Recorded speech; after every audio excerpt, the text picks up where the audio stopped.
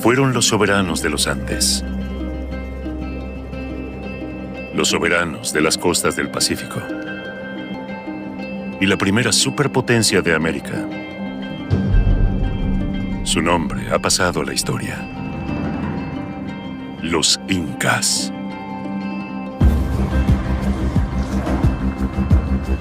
Desde la capital, Cusco, en las montañas al sur de Perú, y en poco más de 100 años, entre los siglos XV y XVI, conquistaron un vasto territorio que se extendía desde Ecuador hasta Chile. Fue el imperio más grande que jamás haya existido en la región. Llegó a tener más de 10 millones de habitantes. Sin embargo, esta imponente civilización nunca tuvo una escritura propia. Sus enemigos, los conquistadores españoles, fueron quienes narraron su historia. Luego de vencer brutalmente a los incas en el año 1532, los conquistadores escribieron e ilustraron informes conocidos como las Crónicas de Indias.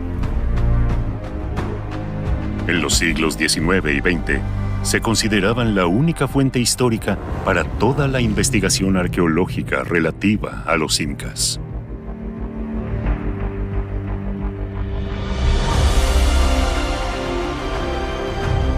Sin embargo, en los últimos 15 años, y gracias a los avances tecnológicos, hay descubrimientos que han cambiado algunos de estos postulados.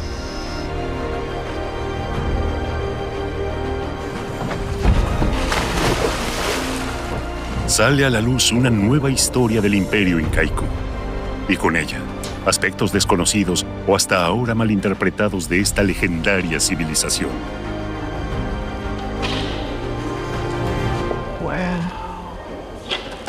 Es increíble, ¿no? Sí. Se creía que la incaica fue la única gran civilización sin escritura, una afirmación que no se sostiene ya.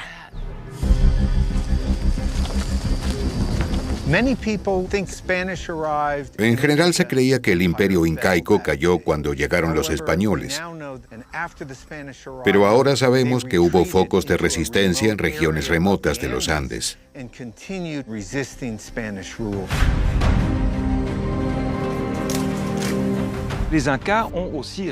Los incas se defendieron simbólicamente con grandes ceremonias de rendición, con ritos espectaculares. Sin embargo, los colonizadores recogen nada al respecto en sus crónicas. Ojalá nuestras investigaciones nos permitan escribir una versión más completa y más fidedigna de la historia de los incas.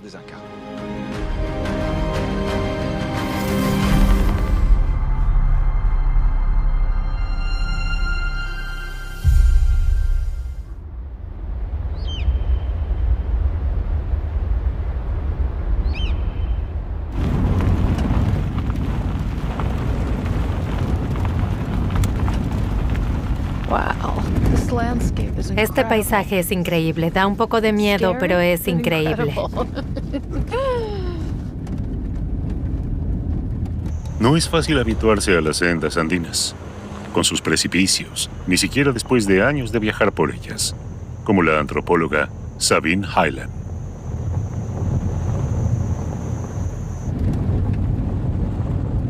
Se dirige a un pueblo situado en un remoto valle peruano, Tupicocha.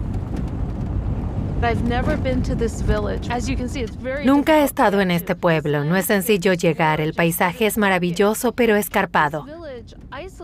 Gracias a que está tan aislado, el pueblo conserva tradiciones sin adulterar por el mundo moderno.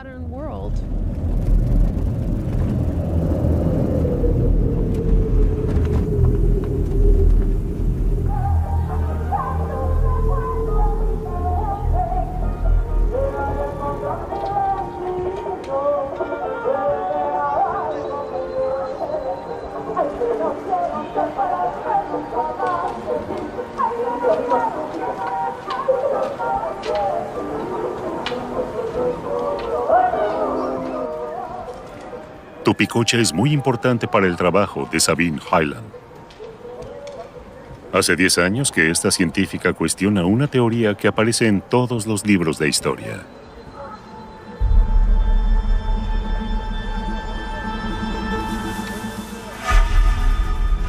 La creencia de que los incas son la única gran civilización que careció de escritura propia. Pero de ser así, ¿cómo habrían podido gobernar semejante imperio, el más grande y rico que jamás haya existido en América?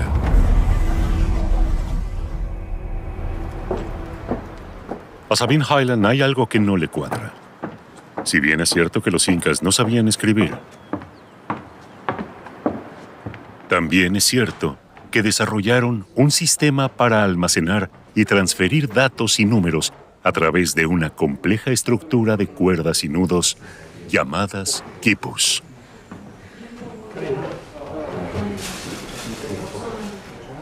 En los Andes todavía existen unos cientos de estos quipus. Están custodiados por los representantes del linaje más veterano de la comunidad. Sabine Highland obtuvo el permiso para examinarlos. Les quiero agradecer a todos de ustedes por estar aquí con sus equipos. Yo soy antropóloga y profesor de antropología en una universidad en el Reino Unido. Es como un sueño estar aquí. A Tupicocha les agradezco muchísimo. Gracias. Yo soy el presidente de la comunidad, mi nombre es Julián Jaime Medina Albert. Y qué bien que el día de hoy ustedes vienen para ver nuestro quizás símbolo que tenemos ancestral de los quipus.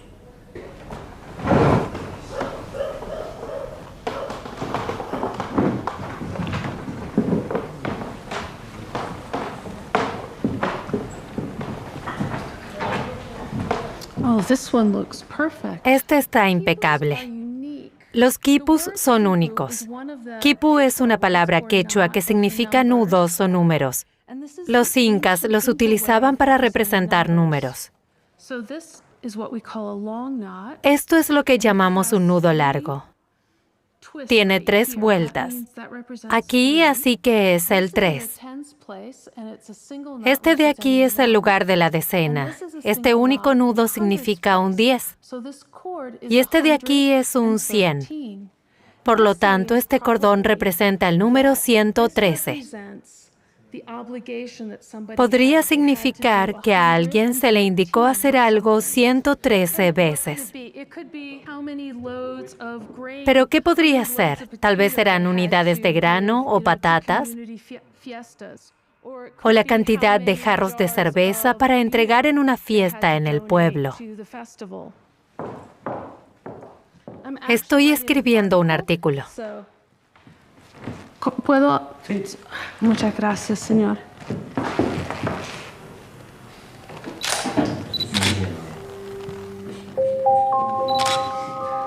Desde mediados del siglo XX, todos los quipus examinados por arqueólogos, más de 1000 en total, comparten las mismas características. Su función era representar cifras. Sin embargo, en el año 2017, Sabine Highland descubrió otro tipo de quipus.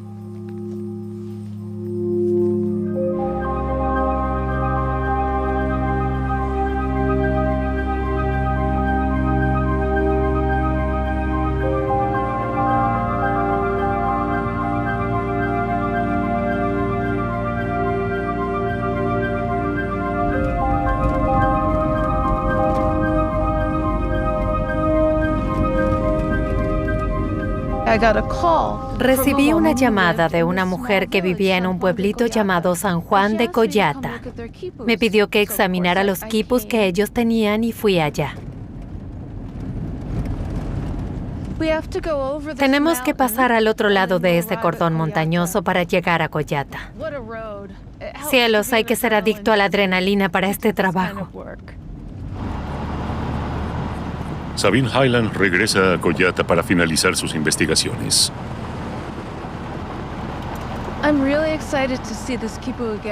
Estoy emocionada porque podré volver a ver los quipus.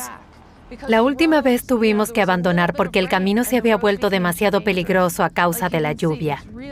Como ve, no es sencillo llegar al pueblo. Espero que esta vez sí lo logremos.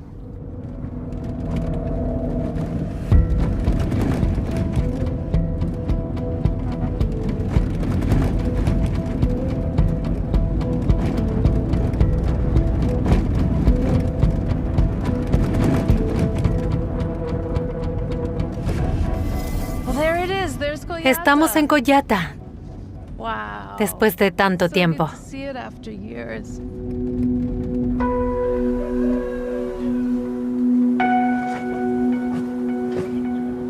Para Sabine Hyland, es un gran honor que la vuelvan a recibir. En realidad, los quipus conservados desde la época incaica nunca deberían salir a la luz.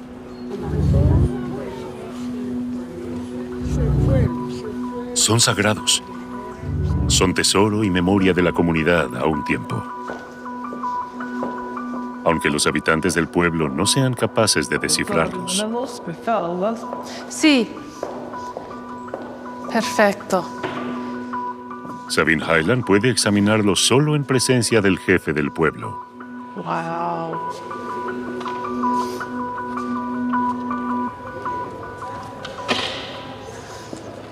Wow. Es increíble, ¿no? Cuando vio este equipo por primera vez, supo de inmediato que era totalmente distinto a los anteriores. First of all, there are no knots. But En primer lugar, no tiene nudos. Pero además, el quipu es mucho más complejo. La primera vez que lo vi fue en presencia de 2 pastores del pueblo. Ellos me explicaron que las cuerdas estaban hechas con pelo de distintos animales. Se nota por los colores. Estos son de pelo de vicuña. Los azules de aquí son pelo de llama. Aquí vemos un rojo brillante, es común en los ciervos. En total, en estas cuerdas vemos el pelaje de 6 animales distintos. Me di cuenta de que era un quipu mucho más complejo que los que había visto hasta el momento. Era un enigma para mí.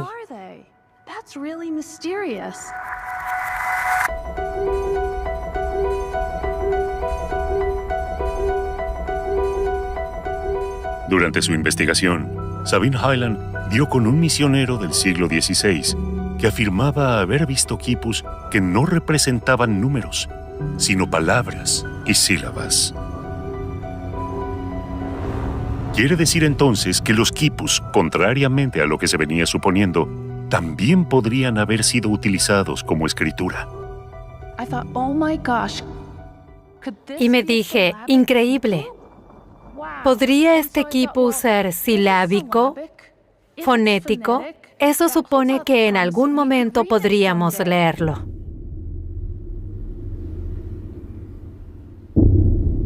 Si este quipu tiene un sistema de escritura, ¿cómo decodificarlo? Sabine Hyland se inspira en un gran maestro considerado el padre de la egiptología. Mi gran referente es Champollion, quien consiguió descifrar los jeroglíficos egipcios. Nos enseñó que lo primero es descubrir qué tipo de información se encuentra dónde. Observó los jeroglíficos y dijo, aquí figura el nombre del faraón, por una serie de razones que ahora sería largo de explicar. Pensé que aquí tal vez figura el nombre del autor del quipu. Si lo observamos, presenta aquí arriba estas marcas. Los pastores me dijeron que eran las iniciales del principal linaje del pueblo. Cuando les pregunté el nombre, dijeron, Ayuca.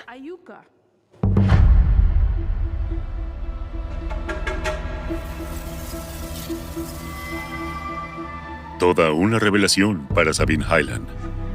El nombre Ayuca podría ser clave para decodificar el quipu. Pero antes de continuar, debe cotejar la información.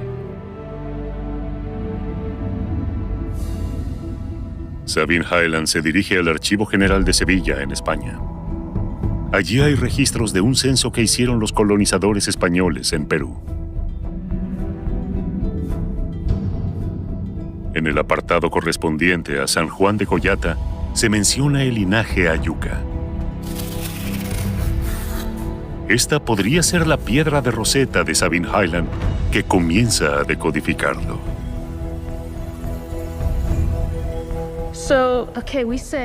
Supongamos que las iniciales del linaje están representadas en las últimas 3 cuerdas.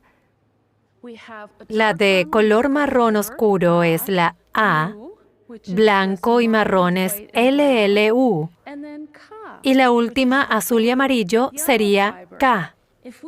Si comparo estos resultados con el extremo final de otros quipus, podría aparecer alguna coincidencia. En Koyata se conserva un segundo quipu. Lamentablemente, no está en buen estado de conservación. Pero las últimas cuerdas no están dañadas y es posible examinarlas.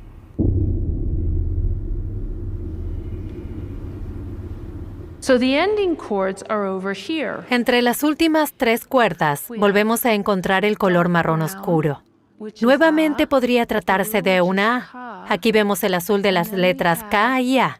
En quechua, este color se dice par. Por lo tanto, aquí dice acapar.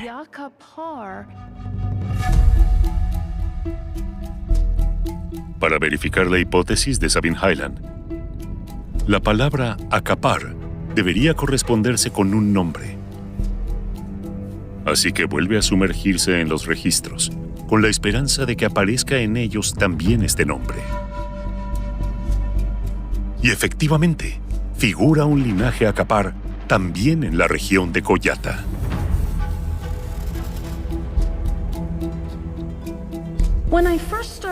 Cuando comencé a entender este sistema y vi que funcionaba la decodificación, casi me dio miedo. Pensé, si esto es realmente cierto.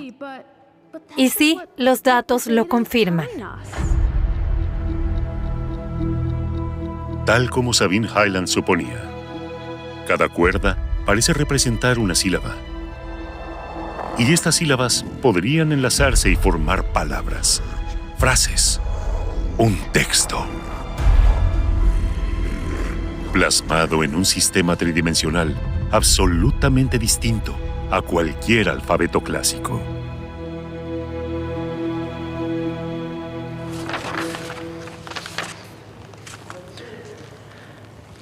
Sabine Hyland necesita más pruebas si quiere confirmar y demostrar esta teoría revolucionaria de que los incas sí contaban con un sistema de escritura.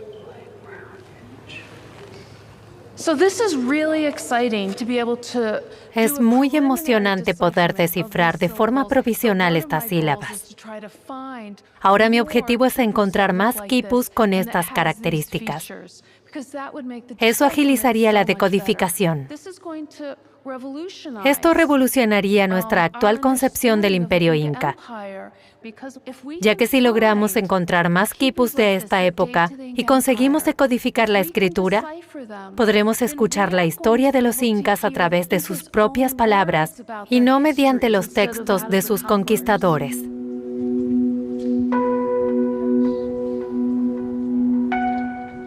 Viajo por todo el mundo en su búsqueda. Es mi santo grial.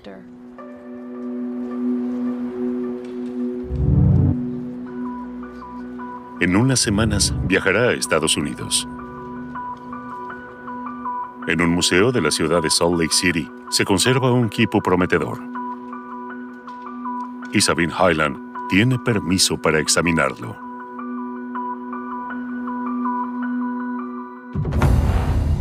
Si logra descifrar la totalidad de estos quipus, el trabajo de Sabine Hyland sería una verdadera revolución que podría modificar por completo nuestra cosmovisión de los incas.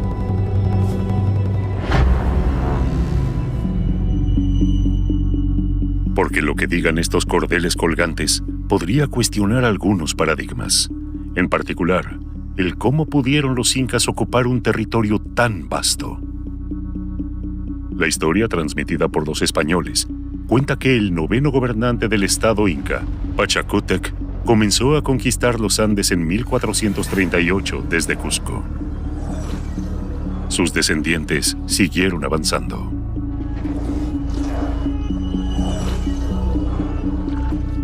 En menos de un siglo, los incas abarcan más de 100 pueblos. Según los cronistas, procedían de modo absolutamente despiadado.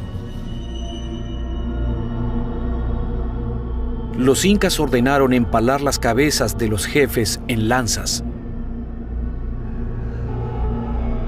Mandaron hacer tambores con la piel de sus vientres.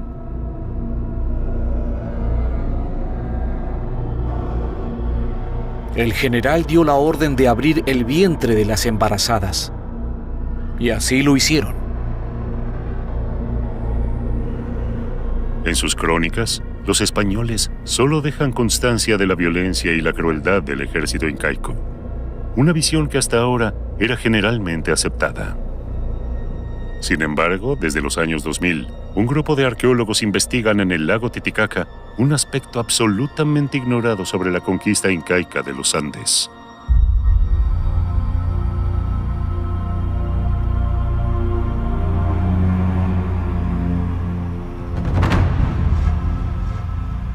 La existencia de este lago parece casi irreal.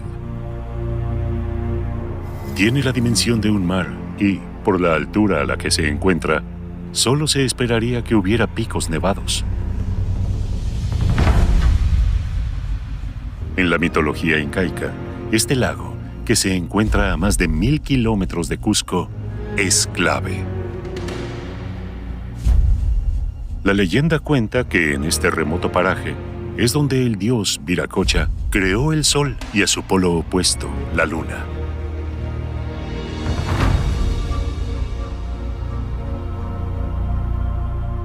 Cuando Pachacútec, quien se consideraba a sí mismo hijo del sol, se dispuso a conquistar los Andes en el siglo XV, quería llegar al lago, lugar de nacimiento de las divinidades en las que se basaba su dinastía.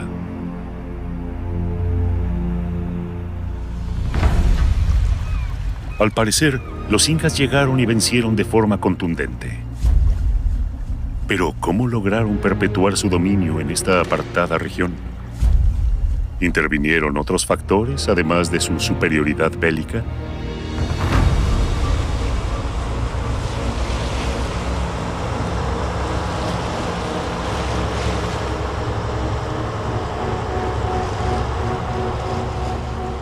Esto es lo que trata de descubrir el arqueólogo Christophe Delard. Desde hace 10 años, lidera un proyecto de investigación en el fondo del lago. Acompañado por buzos belgas, bolivianos y peruanos, cada año dedica 8 semanas a la exploración.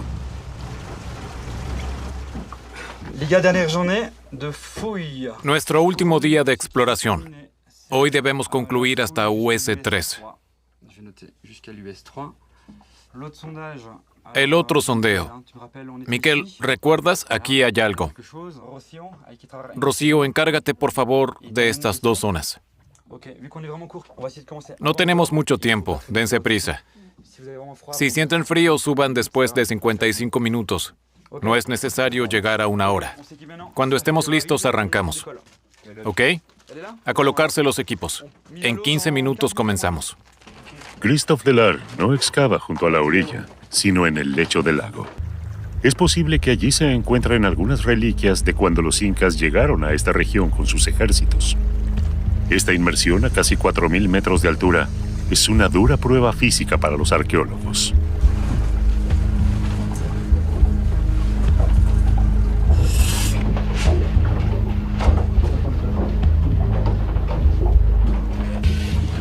À tout à l'heure. Attends, Arnaud.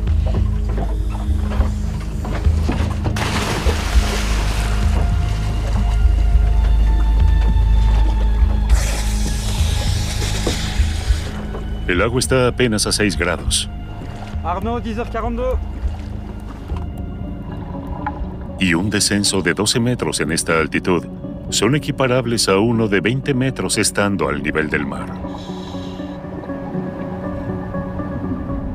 Hace años, los arqueólogos hicieron un descubrimiento que permitió a Christophe Delard concluir que la expansión de los incas, especialmente aquí en el lago Titicaca, tuvo una dimensión mucho más compleja que la mera conquista bélica.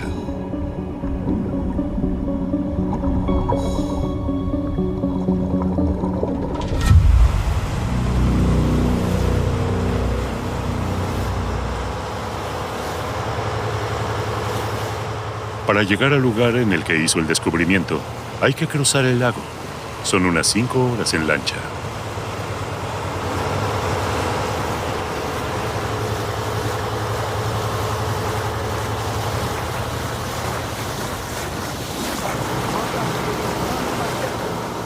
Al amanecer, se divisa el arrecife de Cacaya.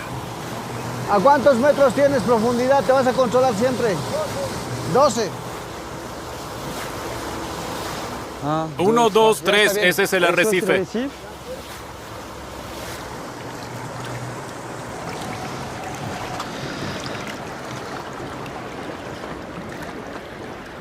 Ah, c'est beau. Maravilloso. Super beau.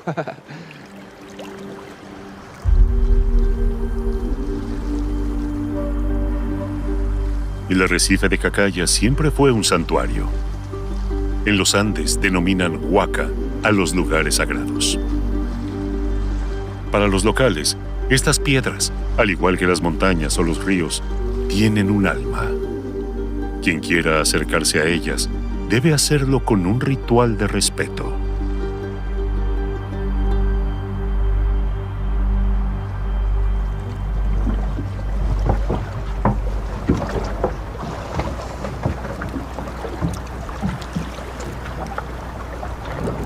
Así nos vaya bien. ¿Listo?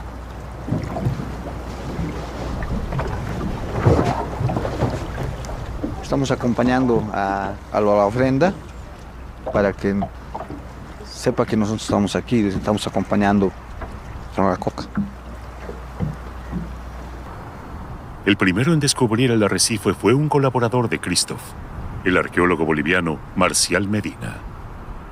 Era un lugar, la gente tiene bastante respeto, entonces hemos venido ahí y ¿por qué no? Se tiene que tener algo especial, entonces es por esa situación que hemos dado en esa parte.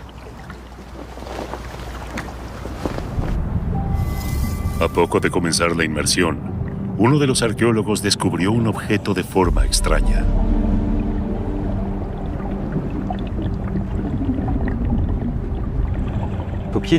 Al pie del arrecife, entre abundante vegetación, había efectivamente un pequeño cofre de piedra desde hacía 500 años. El buzo subió a la superficie y dijo, hemos encontrado algo.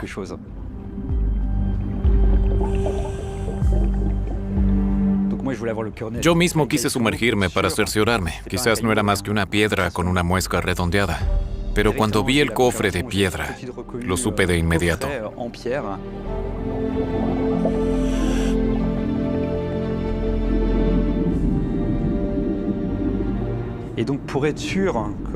Para que la tapa no se desprendiera durante el ascenso, la fijé al cofre envolviéndolo con una venda, como a un herido.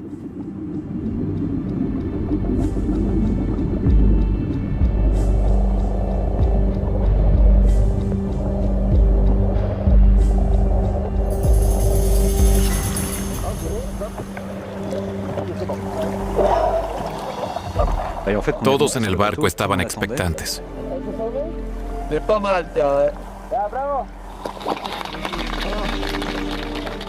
Fue uno de los pocos momentos en que todos aplaudimos.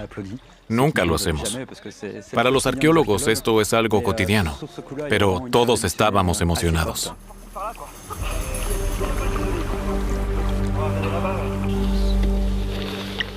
Una vez en tierra firme, el equipo de científicos continúa documentando el extraordinario descubrimiento y comparte este extraordinario momento arqueológico.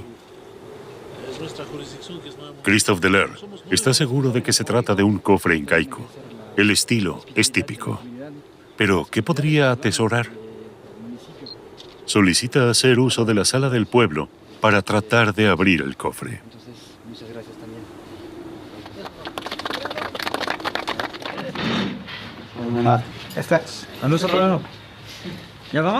¿Comenzamos?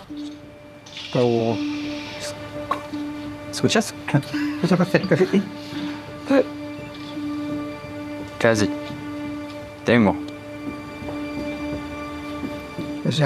¿Cámara lista?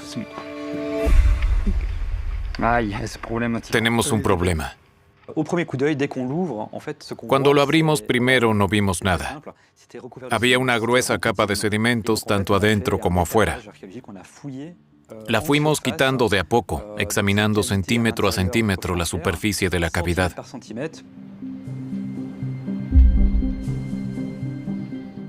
Y cuando estábamos casi terminando en los últimos 2 centímetros, vimos de pronto un pequeño destello.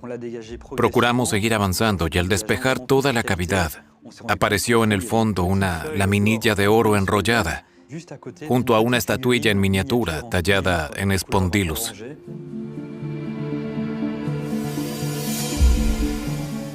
Fue un momento increíble.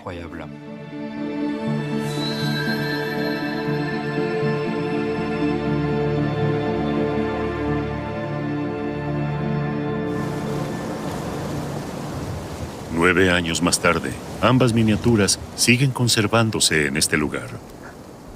Permiso. Permiso, buenos días. Hermano del Comité Cívico, 1000 disculpas por llegar un poquito atrasado. Estamos entregando a todos lados. ¿Podrían estos objetos contribuir a entender mejor qué sucedió realmente cuando los incas llegaron a estos territorios hace 600 años? Buenos días. Christophe Deler cree que sí.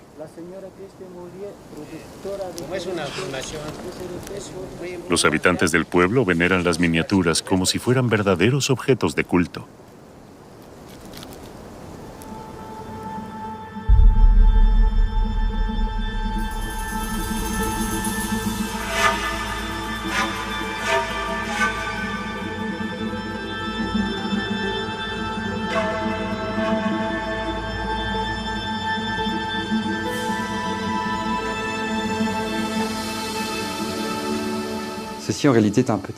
Es un brazalete en miniatura con una perforación. Los nobles incas llevaban puestas pulseras como esta. Y aquí tenemos una estatuilla camélida vinculada a la imagen femenina. Es muy interesante porque como ofrenda, independientemente de lo que representen, conforma una pareja, una dualidad hombre-mujer. Podemos incluso ir un paso más allá. En cierto modo representan la pareja original de los incas, la pareja del origen de la dinastía con el paralelismo del sol y la luna. Esto es una prueba de lo que se puede considerar como una ofrenda al agua para los incas. Por lo tanto, podemos ver que ha habido una sacralidad al lago Titicaca. El cofre de piedra fue realizado para sumergir las valiosas ofrendas. Está muy bien hecho, de andesita, una roca volcánica. Lo interesante son estos orificios. Los incas empleaban cuerdas y la ofrenda fue transportada en una embarcación. Imagino perfectamente una ceremonia, el cofre descendiendo lentamente y depositado en el fondo del lago.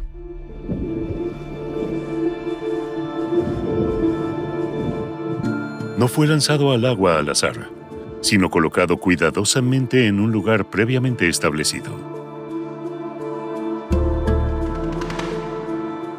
Según Christophe Deler, no es un caso aislado.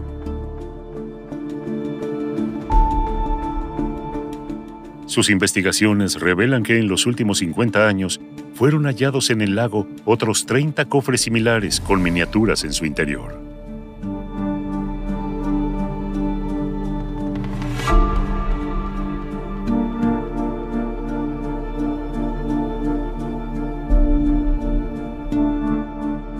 Todos fueron cuidadosamente colocados en las proximidades de arrecifes o rocas sagradas.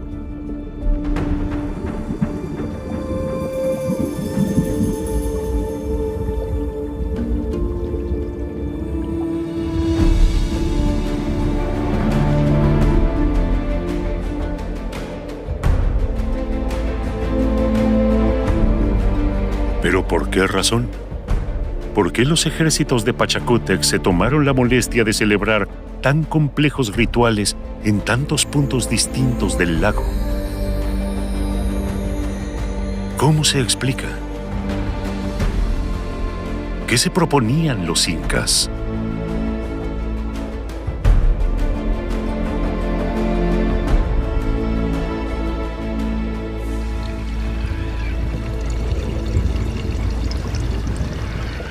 La respuesta a estas preguntas podría yacer también en las profundidades.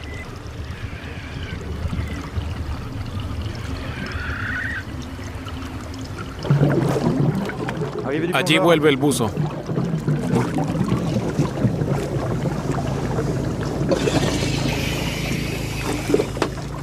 C'est mon cher Arnaud. Je te laisse dans l'eau pendant 2 minutes. Espera 2 o 3 minutos. 2 minutes. Ça va. ¿Estás ¿Estás en la 2 o en la 3? En la intersección de la US3 son huesos de llama y cerámica. Cerámica de Tiwanaku. Aquí también hay una iconografía, pero como la iconografía de las cerámicas se hizo después de la cocción, la erosión es mucho mayor. Los incas trabajaban la arcilla antes de la cocción, sus cerámicas son más resistentes. En los últimos años, se han hallado gran cantidad de objetos como este, procedentes de pueblos radicados a orillas del lago antes de la llegada de los incas. Especialmente los de Tiahuanaco. Lo llamativo es que en todos los casos se trata de ofrendas, como estos incensarios con cabeza zoomorfa.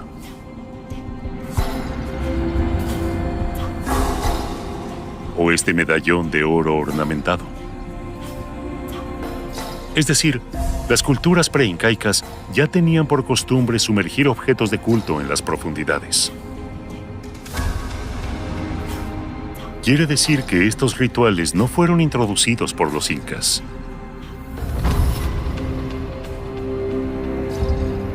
Más bien, parecen haberlos adoptado y quizás consolidado, multiplicando las ofrendas ceremoniales al lago. Porque la religión fue clave en la expansión de los incas. Las crónicas revelan que para conquistar la región en torno al lago Titicaca, el ejército de Pachacútec derramó abundante sangre.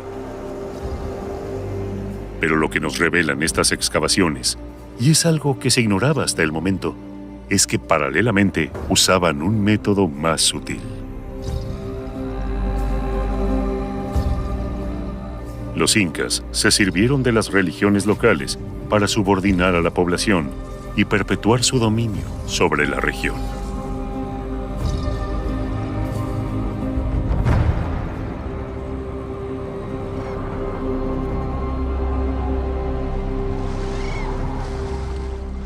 Al menos esa es la tesis de Christophe Deller.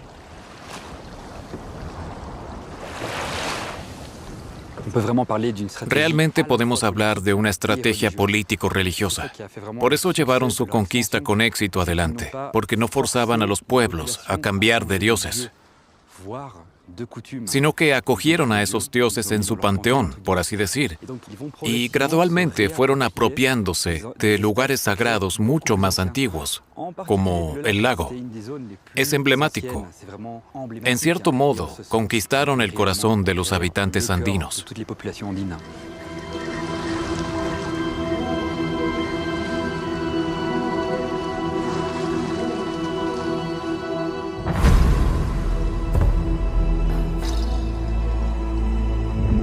Mediante esa estrategia de apropiación cultural y la ocupación de lugares sagrados, los incas lograron someter las regiones periféricas a la capital, Cusco.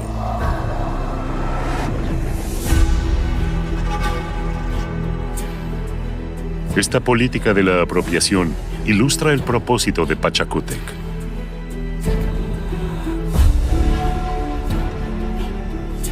Crear un mundo ideal que unificara todos los pueblos conquistados y los santuarios de los Andes. Y quiso eternizar en piedra esta ideología.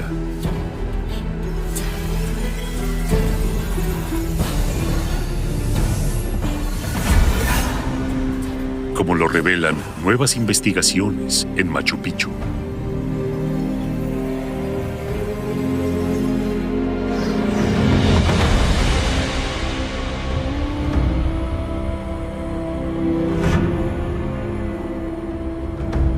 Rodeadas de un paisaje dantesco, Estas construcciones parecen estar esculpidas en la montaña.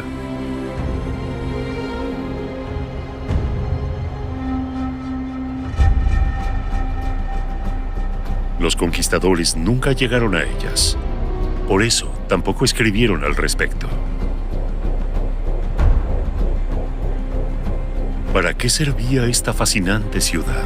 Desde su descubrimiento en el año 1911, suele ser descrita como una especie de refugio vacacional, con capacidad para unas 750 personas. Pachacútec debió construirla a mediados del siglo XV para pasar allí unas semanas al año, lejos de la capital Cusco, de la vida y de las intrigas de la corte.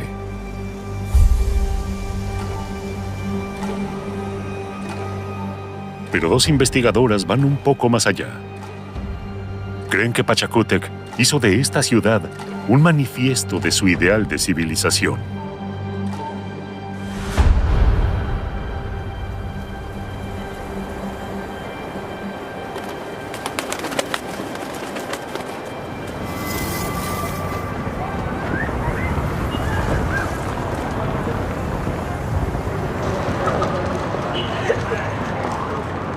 Esta convicción es el resultado de largos años de investigación de la arqueóloga Lucy Salazar, quien desde el inicio de su trayectoria profesional trata de desentrañar los secretos de Machu Picchu. Hace algunos años examinó estas cerámicas procedentes de sepulturas incaicas, descubiertas en Machu Picchu a comienzos del siglo XX.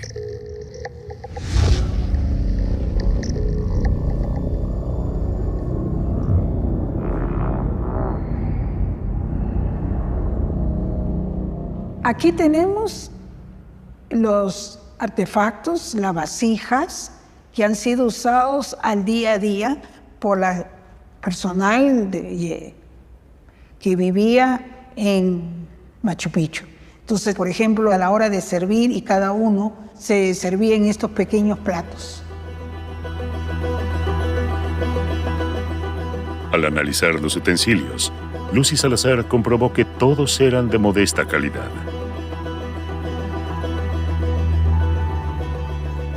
Esto la llevó a concluir que las personas enterradas en ellos eran individuos sencillos, al servicio de Pachacútec.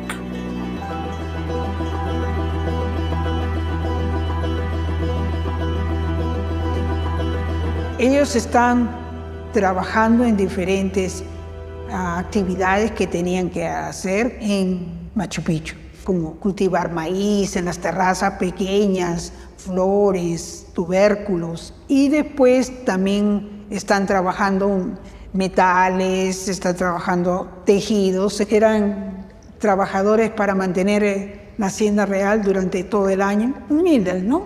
Humildes. Para conocer más acerca de estos trabajadores, Lucy Salazar se enfocó en sus esqueletos. Un total de 174, sepultados dentro de ataúdes. Ha examinado al detalle cada uno de ellos.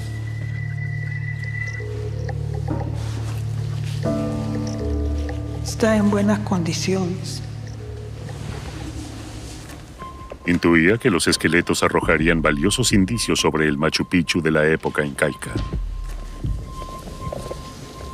Acá tenemos el cráneo.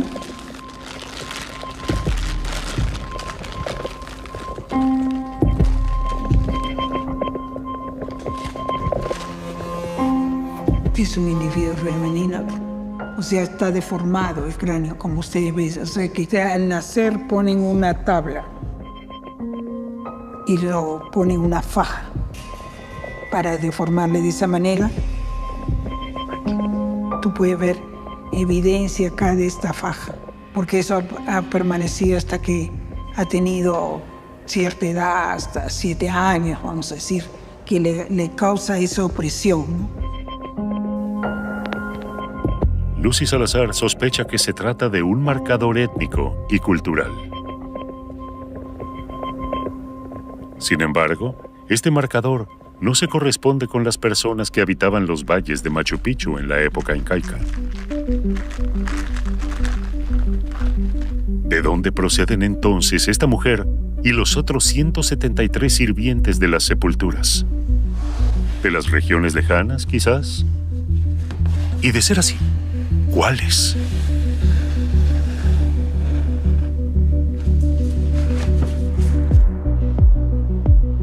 La estadounidense Bethany Turner participa en la búsqueda de respuestas. Es especialista en bioarqueología, una nueva disciplina que reúne la biología, la arqueología y la medicina. Con el análisis de las piezas dentales, cree poder determinar la procedencia geográfica de cada esqueleto de Machu Picchu.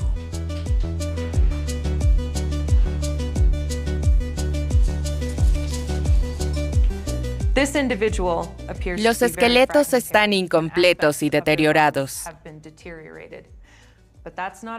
Para mí no es un problema, ya que las piezas dentales me aportan gran variedad de datos.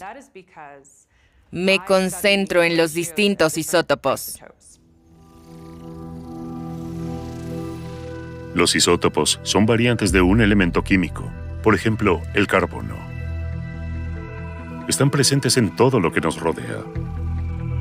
En el agua, en las plantas, en los animales y en nuestro cuerpo.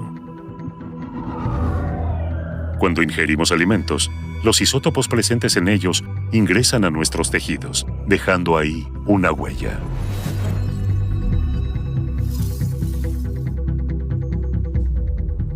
Pero los distintos isótopos no se encuentran representados igual en todas partes. Sus proporciones varían de una región a otra. En la costa del Pacífico, por ejemplo, la firma isotópica difiere de la del antiplano andino o del trópico.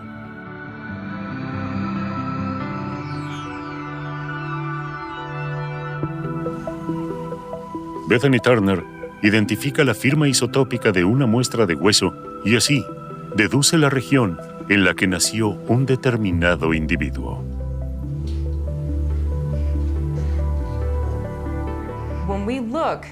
Cuando analizamos piezas dentales y su esmalte, vemos almacenados los isótopos que fueron metabolizados durante los primeros años de vida del individuo. La información contenida en el diente me dice dónde vivió los primeros 3 años de su vida. Así que comparé el esmalte de 2 o 3 dientes de cada uno de los esqueletos. Y resultó que las personas en Machu Picchu habían nacido en todo el imperio. Provenían todos de lugares distintos. No fueron llevados en grandes grupos desde un mismo pueblo hasta Machu Picchu, sino más bien recogidos de las más diversas regiones para ir a Machu Picchu a servir al emperador.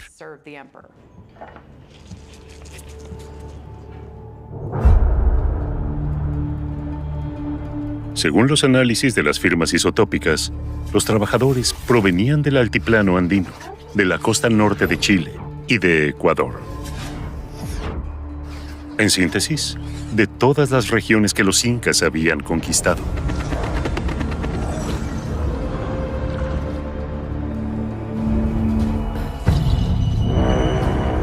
Al llevar a Machu Picchu sirvientes de todas las provincias, el gobernante hizo de la fortaleza un microcosmos, una metáfora en miniatura de su imperio multiétnico.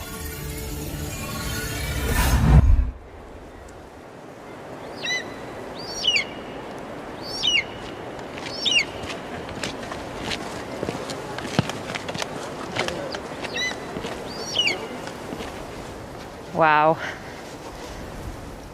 Ya he estado aquí unas 7 u 8 veces, pero siempre es tan lindo como la primera vez.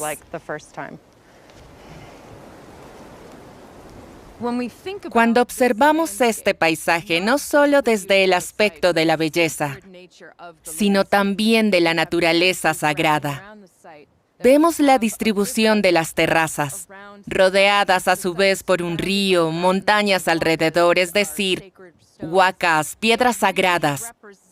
Todo ello representa el ideal de la cosmología incaica.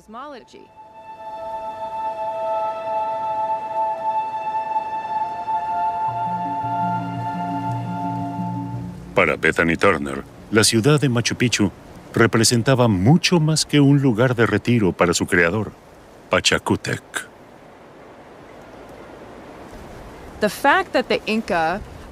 El hecho de que los incas llevaran personas procedentes de lugares remotos a este sitio idílico refleja de muchas maneras la personificación del ideal inca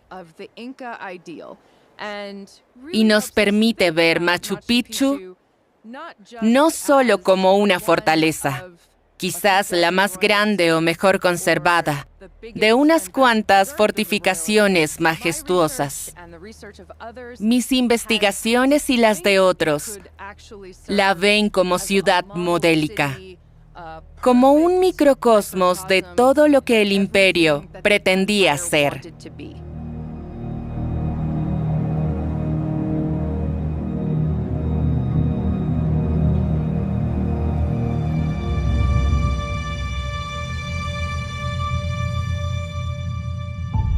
Estas investigaciones en Machu Picchu y el lago Titicaca permiten ver poco a poco el verdadero rostro de los incas. Todo indica que su magistral dominio de símbolos y rituales religiosos le permitió, en unas pocas décadas, entre los siglos XV y XVI, fusionar más de un centenar de pueblos distintos en un único y poderoso imperio.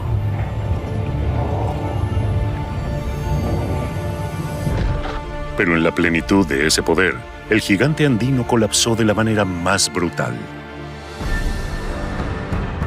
En el año 1532, llegaron los españoles. Abrumados por el poder de los invasores, los incas se dejaron conquistar sin apenas ofrecer resistencia.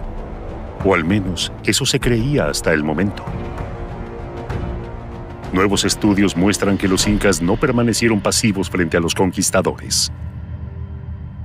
Ahora bien, ofrecieron una resistencia fuera de lo común.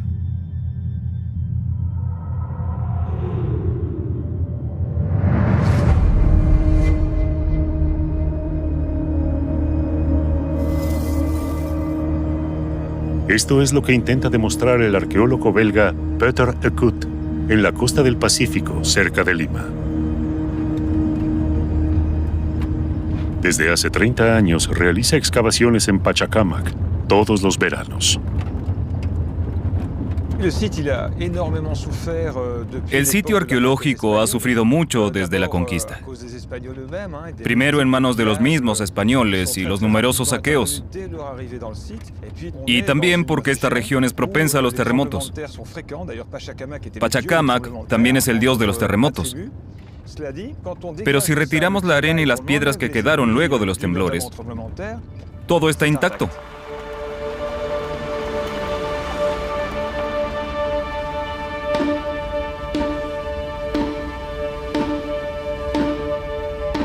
En la época incaica, entre el siglo XV y XVI, este lugar era destino de los peregrinos. Como sucede hoy en día en Lourdes, los creyentes acudían con la esperanza de una curación milagrosa. Los que morían eran momificados y sepultados en el gran sitio sagrado de 600 hectáreas.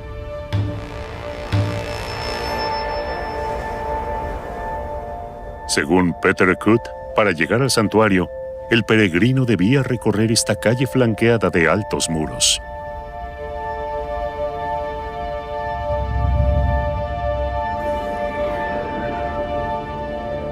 Una vez en su interior, suplicaban mediante rituales la gracia del dios Pachacámac. Solían llevar ofrendas de oro y otros metales preciosos.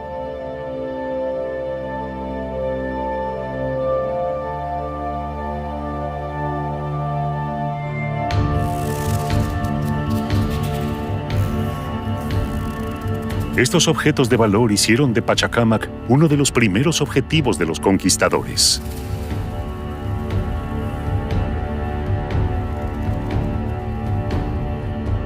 Si creemos lo que dicen sus crónicas, ni siquiera fue necesario sitiar la ciudad para vencerla. Cautivados por la superioridad de los guerreros, los sacerdotes y peregrinos se rindieron sin oponer resistencia.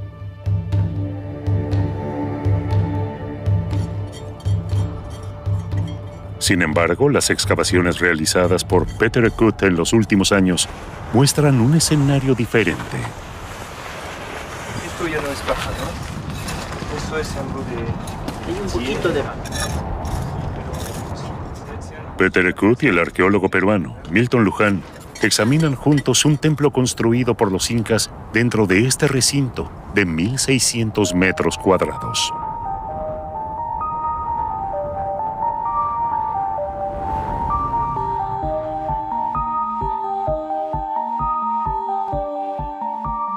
La edificación está subdividida en 6 salas interconectadas por corredores.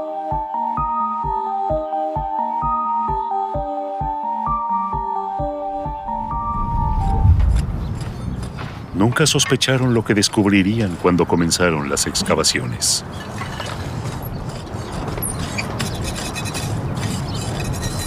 Dijimos, esto debe ser algo muy especial, es un edificio que tiene unas características muy particulares. Entonces, daremos inicio a una excavación que nos va a dar mucha sorpresa, dijimos, ¿no? Y fue así.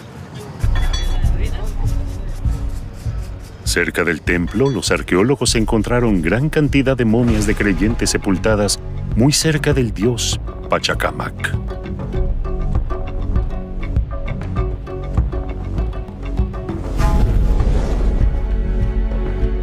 Pero lo que les sorprendió más fue lo que encontraron en el interior del templo.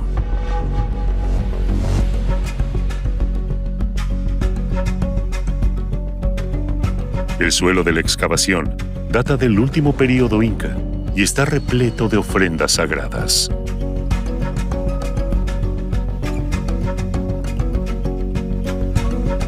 Peter Kut comprueba que todas ellas fueron partidas, destrozadas y posteriormente esparcidas por el resto del santuario. ¿Cómo se explica esto?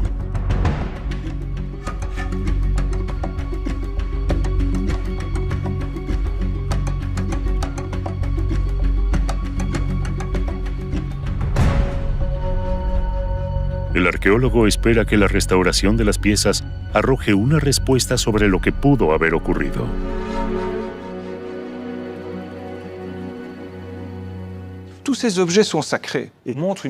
Son todos objetos sagrados de diversa procedencia.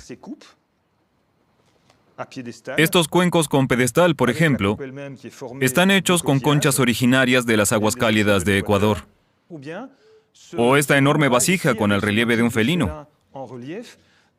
Esta técnica, el trabajo, se corresponden claramente con la lejana costa norte. Otras proceden incluso de más lejos. Este objeto, por ejemplo, es parte de un gran atuendo de una corona de plumas, algo típico de la región amazónica. La diversidad revela que los peregrinos que viajaban a Pachacamac durante el Imperio Inca procedían de lugares muy distintos.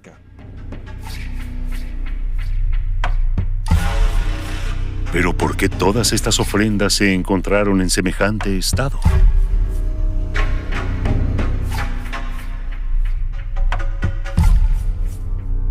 ¿Fueron destruidas por los españoles durante los saqueos?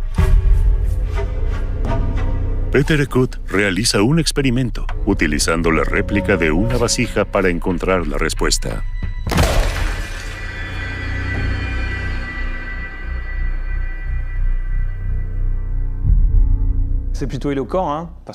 Esto se corresponde parcialmente con lo que hemos encontrado. Este es el punto de impacto. Aquí estaban las partes principales de la vasija. Se rompió allí. Los trozos están a una distancia entre 50 centímetros y 2 metros. No así en nuestros restos arqueológicos que fueron hallados incluso fuera de la habitación donde se rompieron. Por ejemplo, la vasija con el relieve de felino. El impacto ocurrió en esta habitación, pero varios de sus trozos fueron encontrados al otro lado del muro. Lo mismo ocurrió con las demás ofrendas. ¿Qué podemos concluir? En efecto, las vasijas se rompieron en este lugar.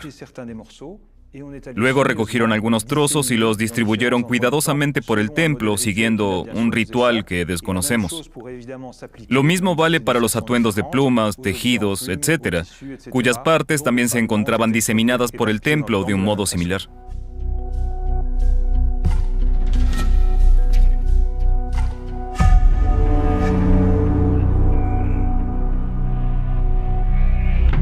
Por lo tanto, las ofrendas fueron destruidas intencionalmente y luego esparcidas. Pero ¿qué ocurrió en Pachacámac que llevó a los incas a destruir sus objetos de culto?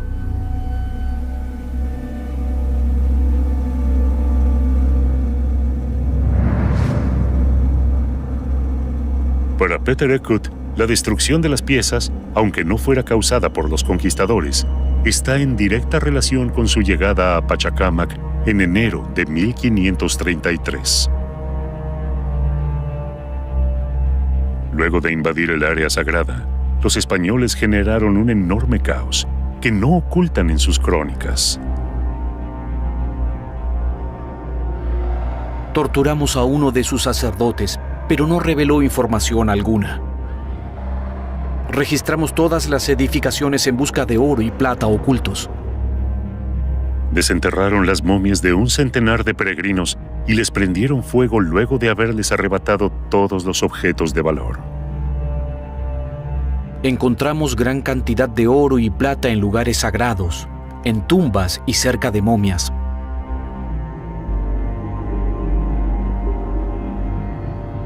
Ante semejantes sacrilegios, los sirvientes del templo decidieron actuar a su manera y oponer resistencia antes de que los españoles se les adelantaran.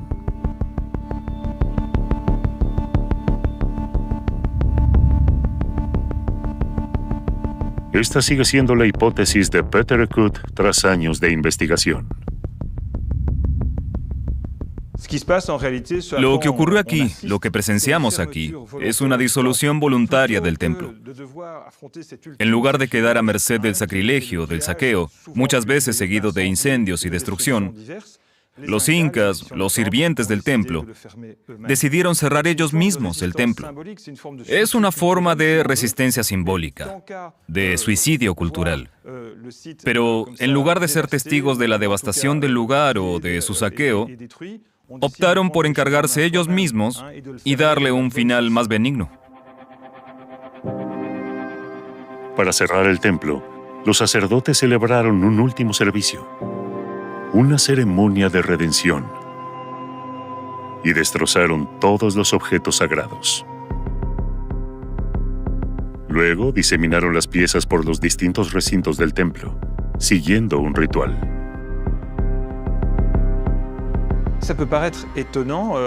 A primera vista puede parecer sorprendente que uno rompa objetos y de este modo renuncie a un edificio o a un mundo en el que creía. Pero en estas antiguas comunidades, el estatus de los objetos es bien distinto al nuestro. Esta mesa, por ejemplo, para nosotros no tiene alma, no tiene conciencia. Un animal es un ser vivo, tiene un poco más, y el ser humano sí tiene plena conciencia, es nuestro semejante. No así en el universo andino. Crear cosas implica darles vida, y si uno las rompe, las mata.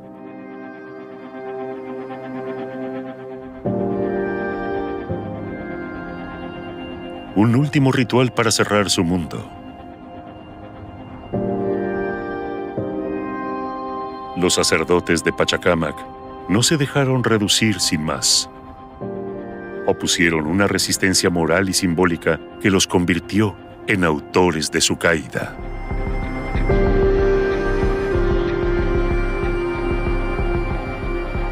¿Y qué sucedió después?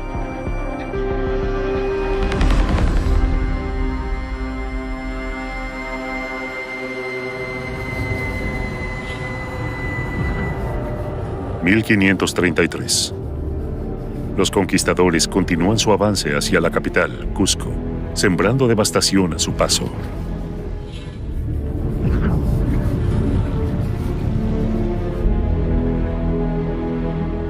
El 90% de los habitantes muere, son masacrados o fulminados por las enfermedades traídas por los españoles. Los sobrevivientes son esclavizados o se alían con los conquistadores. El soberano Manco Inca, el 14º de su dinastía, huye junto a sus fieles. Se calcula que unos centenares.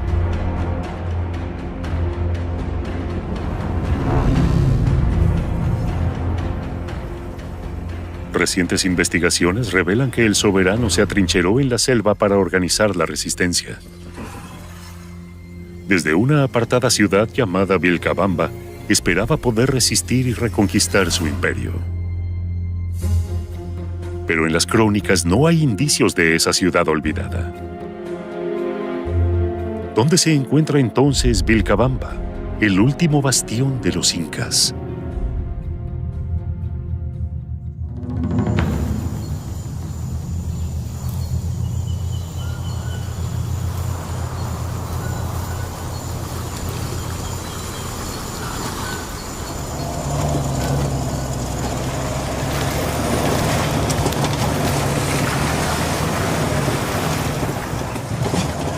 El arqueólogo estadounidense Brian Bauer emprendió la búsqueda de la ciudad perdida. Luego de 10 años, cree haberla encontrado. El puente cedió.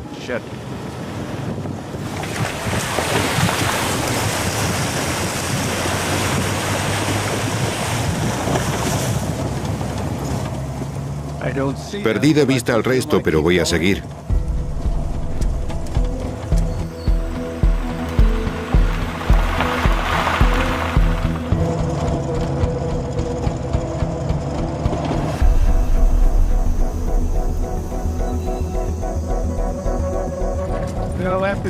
Ahora tendremos que esperar 3 o 4 horas aquí sentados.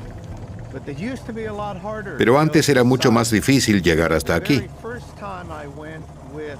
La primera vez tuvimos que rentar caballos y caminar 3 días. Pero en los últimos años terminaron el camino. Es un lugar remoto.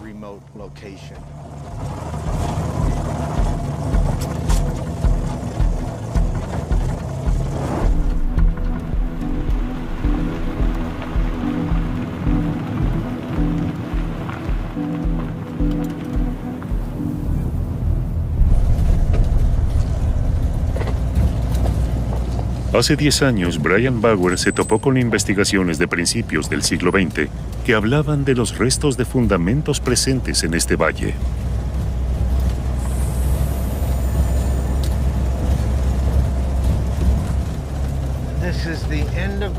El camino termina aquí. Ahora debemos continuar a pie.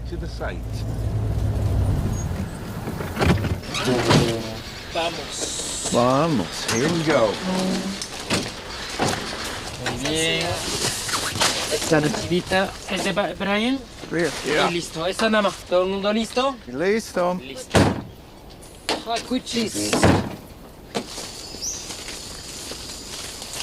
1 hora de caminata. Es la 4ª vez que Brian visita el lugar. Y está casi seguro de que podría tratarse de Vilcabamba, la ciudad donde se refugiaron los incas. Por acá, vamos, falta poquito. Porque según sus excavaciones, el lugar tiene todas las características de una ciudad imperial. Plataformas para ceremonias. Construcciones rectangulares. Y sobre todo, un inmenso complejo cuya excavación llevó mucho tiempo.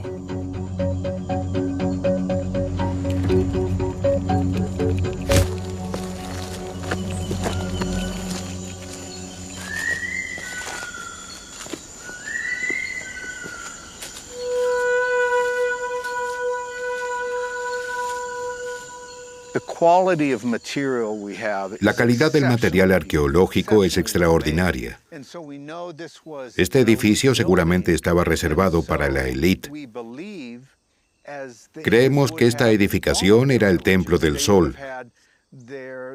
dado que en todas las ciudades del imperio había un palacio, viviendas y también un Templo del Sol. Contaba con varias habitaciones y allí hemos encontrado restos de la elaboración de chicha, cerveza de maíz y otros productos comestibles. Creemos que el personal preparaba las comidas en estas habitaciones. Luego descubrimos un pequeño patio en el que probablemente eran atendidos los mandatarios cuando se encontraban de visita. Según las investigaciones, el templo comenzó a utilizarse a mediados del siglo XVI.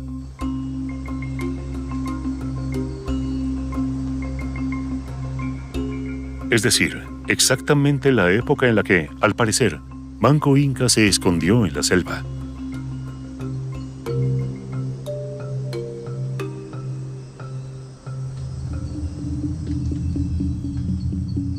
¿Es este lugar realmente el Incario de Vilcabamba? Solo ha sido parcialmente excavado. Solo unas pocas construcciones vieron la luz. ¿Cuál es su verdadera dimensión?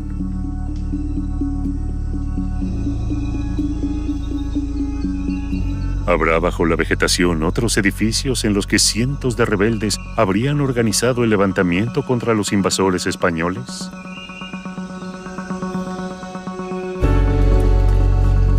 Vamos a armar carpa. Brian Bauer conformó este equipo, dirigido por Marjorie Coulon, con el fin de averiguarlo. Mañana intentarán escanear toda el área con un dron equipado con un sensor LiDAR. LiDAR significa detección de luz. Funciona como un radar, pero con impulsos lumínicos. Se emiten continuadamente y algunos de ellos atraviesan la vegetación y la capa de follaje, reflejando lo que hay debajo. De este modo, esperamos poder obtener una imagen de lo que subyace a la vegetación y ver si es posible localizar estructuras arqueológicas.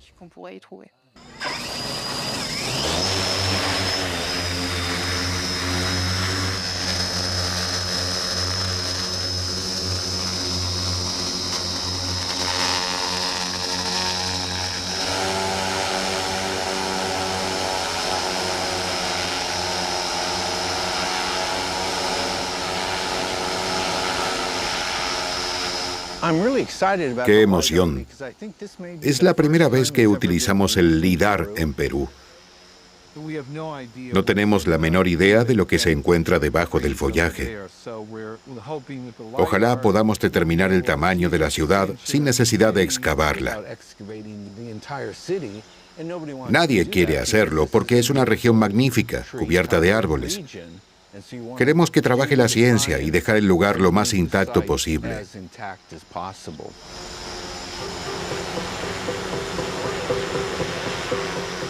El LiDAR sobrevolará el área durante 6 horas.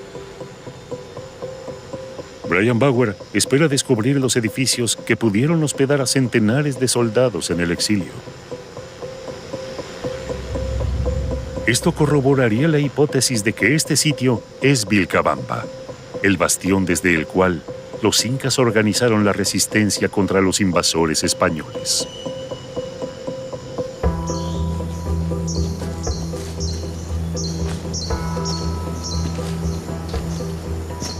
Hace unos años fue descubierto otro indicio más que podría cimentar esta hipótesis.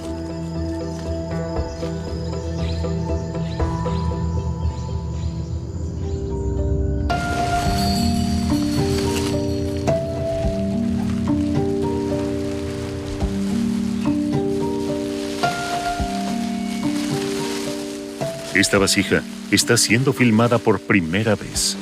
Se hallaron sus restos en el Templo del Sol. Desde su restauración, se conserva en este depósito secreto. La arqueóloga israelí Batami Artzi acaba de finalizar su investigación. Es un momento muy especial de ver esta pieza. No la he visto mucha gente y sí, es un momento único.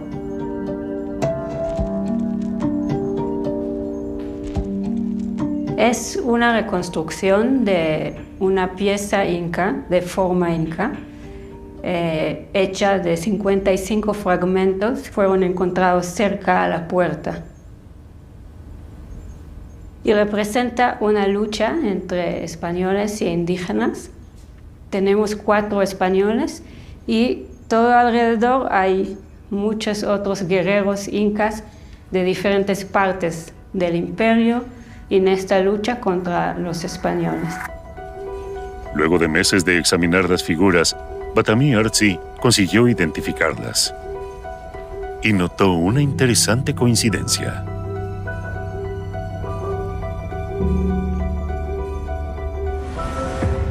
Aquí tenemos un inca matando a un jinete español montado en su caballo. Aquí tenemos otro español atravesado por una lanza. Todos los combates tienen algo en común. Los vencedores siempre son los incas. En el foco están los 2 jinetes españoles debajo del arco iris. Y el arco iris en las sociedades andinas representa un cambio significativo. Es un concepto conocido en los Andes como Pachacuti. Es el fin de una era y el inicio de una era nueva. Entonces aquí lo que vemos es una representación del futuro. Un futuro en el cual los incas van a vencer a los españoles y van a traer otro Pachacuti. Un Pachacuti que va a favorecer a los incas. Ellos creían que pueden invertir la situación y pueden tener el poder de nuevo.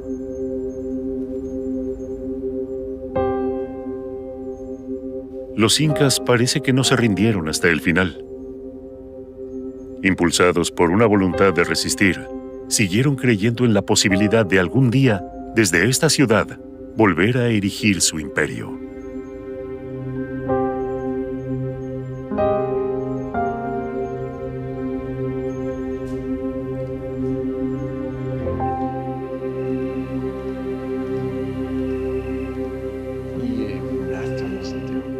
Los datos son impresionantes. Ahora te vamos a ir mostrando, pero... ¿Tú decís bosque tapado? Sí. Ya, te va a encantar. Ya. El árbol crece sobre un muro, increíble. Mira, esta zona de acá. Ya hay zonas donde definitivamente hay cosas. Hemos empezado a encontrar ya muros, definitivamente muros 100% seguro bajo la vegetación. Voy a empezar a desplazarme acá. ¿Esto de aquí también son cimientos? Se ve mucho más claro.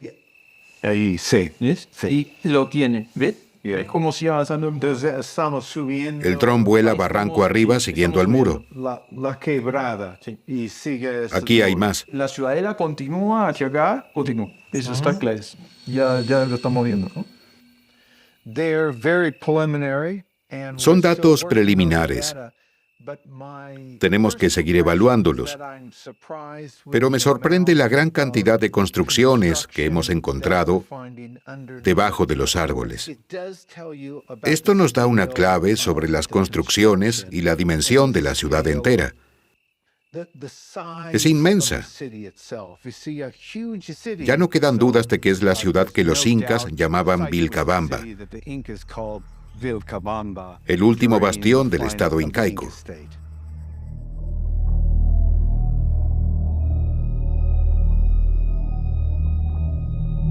Unos meses más tarde, la representación en 3D muestra que Vilcabamba ocupaba más de 15 hectáreas. Un tamaño que, tal como sospechaba Brian Bauer, era más que suficiente para esconder a todos los combatientes. Aquí, al interior de estos muros, se pasaron 40 años organizando su resistencia, creyéndose a salvo en el anonimato de la selva.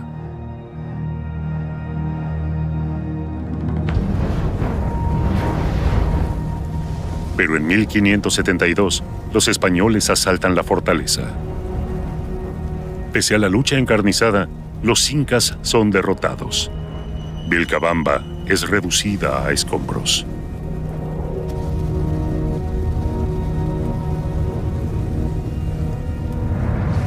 El último gobernante inca es ejecutado.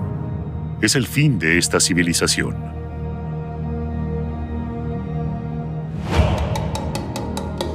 El imperio incaico, un gigante entonces, calla para siempre.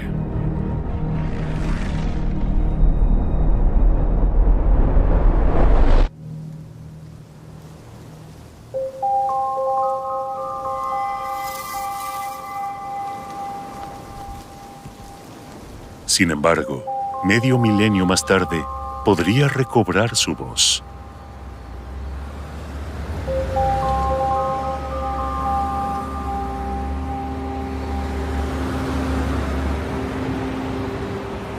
La antropóloga Sabine Hyland sigue en busca del sistema de escritura de los incas.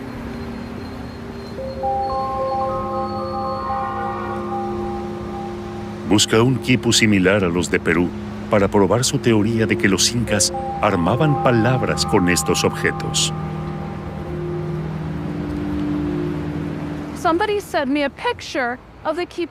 Recibí una foto de un quipu conservado en este lugar que es casi idéntico al de Collata. Estoy a punto de verlo. He viajado hasta aquí solo para esto. Este quipu llegó a Estados Unidos en los 40 del siglo pasado.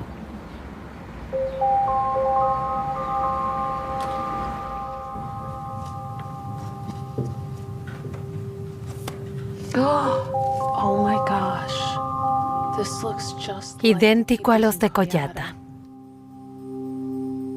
Proviene de un valle andino, 400 kilómetros al norte de Collata, donde Sabine encontró los primeros 2 quipus.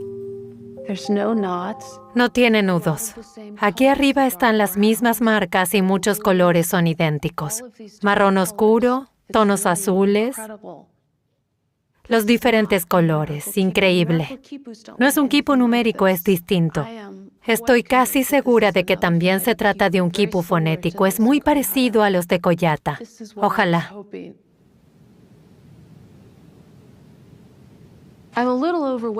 Estoy abrumada. Esta es la prueba que estaba buscando. La primera vez que hablé de los quipus de Collata y lo que había descifrado, muchos dijeron que quizás eran así en ese pueblo, pero que no había pruebas de que estos quipus se usaron en otros lugares de los Andes. Y aquí está la prueba. Hay más quipus de esta clase fuera de Collata. Tal como Sabine Hyland suponía, al parecer sí hubo una escritura común en los valles andinos durante la época incaica. Ahora hay que cotejar pacientemente todos los resultados para descubrir qué nudo representa qué sílaba y finalmente poder leer los quipus en su totalidad. De Champollion, lo único que solemos oír es que cuando estudiaba la piedra de Rosetta, vio de pronto la relación y exclamó, «¡Lo tengo!». Nadie habla de que tardó 18 años en conseguirlo.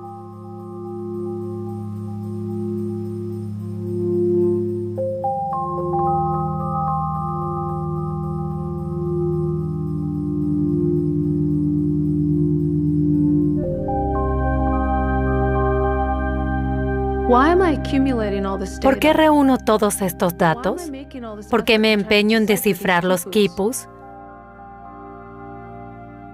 Porque creo que merecen ser decodificados. Los incas han dejado una huella escrita y es mi deber resucitar sus palabras. Creo que es válido para todos los investigadores que se han embarcado en esta aventura.